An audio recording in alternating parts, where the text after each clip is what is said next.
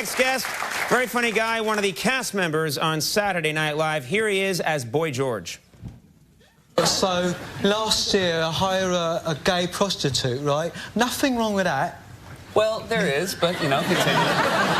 So, he comes over, right, and we're having a laugh, right? And I do that thing where I go into the other room to be weird, right? And, like, when I come back, I get this epiphany that this bloke has touched my computer. So I do the right thing and I handcuff him to the wall, right? Nothing wrong with that. Yeah, no, again, there's a lot wrong with that. Please welcome Fred Armisen.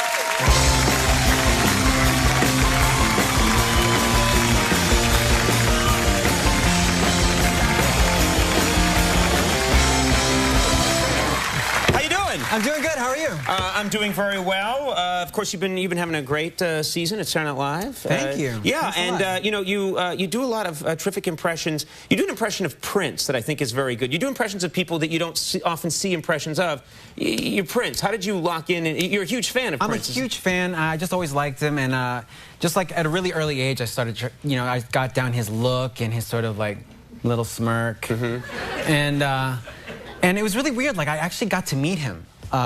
He did the show. He did the show, and after the show, you know, there's always an SNL after party, and he had his own private party, and like it's always been my fantasy, my dream to meet him, and I thought like I'd be able to say to him like, I'm such a huge fan, I think you're great, and I thought he'd be like, I think you're pretty great too, and that was your fantasy. That was my fantasy. Yeah.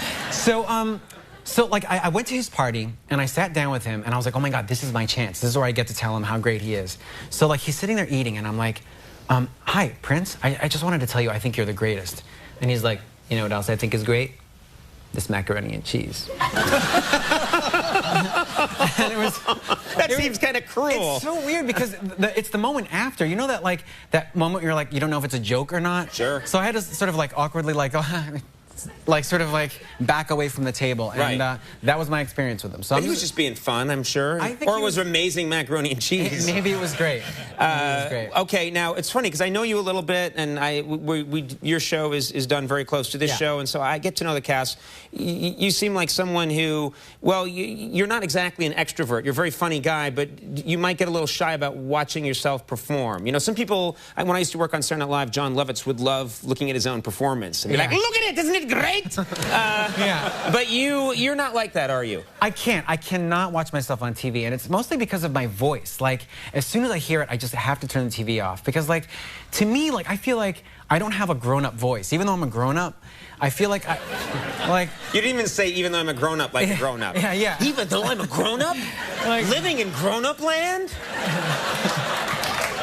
It's weird because, like, I feel like at airports and stuff, when I hear grown-ups, they sound like, you know, I had told Bill that we had gone to have a working lunch, and the HR had contacted them, and I just feel like that's not me. Right. So that's always disheartening. So yeah, I turn it off right away. Turn it off. Yeah. Okay. Well, the important thing is other people enjoy your work. This is a lucky thing for you. You were chosen to portray the president-elect. Barack Obama, you've been doing an impression of him. What's the key to, because I think a lot of comedians have had a hard time figuring out what their take on Barack Obama is.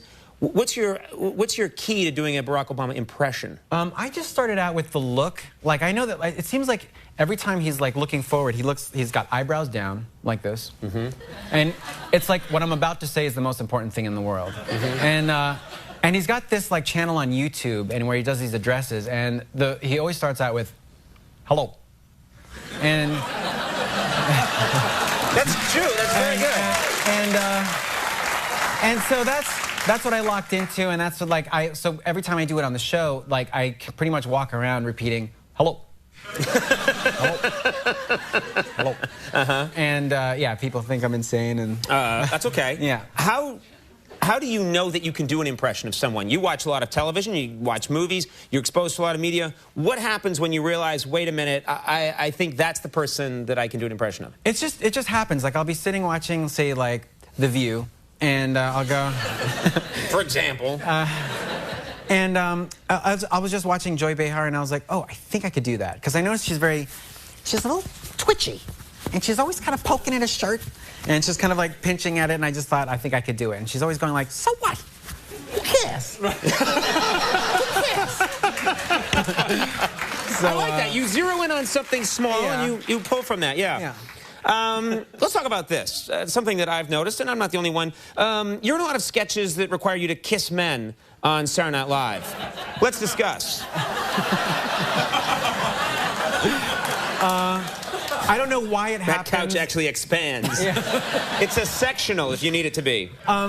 It just happens. I don't know why it happens. I end up making out deeply with a lot of guys. Most recently, it was with Andy Samberg. Well, this doesn't just happen spontaneously. It's written that way. It's written that way. It's not like you hear music in your mind and it happens. No.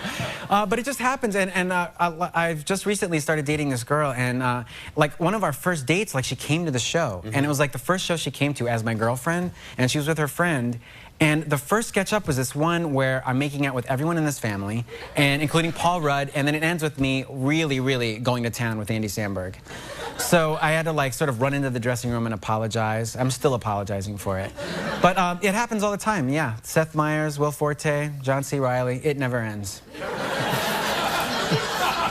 Who's the best kisser of all those guys? I have to say Will Forte, without a doubt. Good luck with that relationship. This isn't helping you with this girl. Well, it's an exciting show this weekend. She was on our show the other day. Rosario Dawson is going to be hosting Saturday Night Live this weekend with musical guest Fleet Foxes. That sounds like a good show. Great, Fleet Foxes, yeah. And Fred can be seen in the movie Confessions of a Shopaholic, which opens February 13th. Yes. You're a very funny fellow. Thanks for stopping by. Much. Yeah, good man. Fred Armisen will be right back. Robert Schimmel coming up. Very funny guy. Stick around.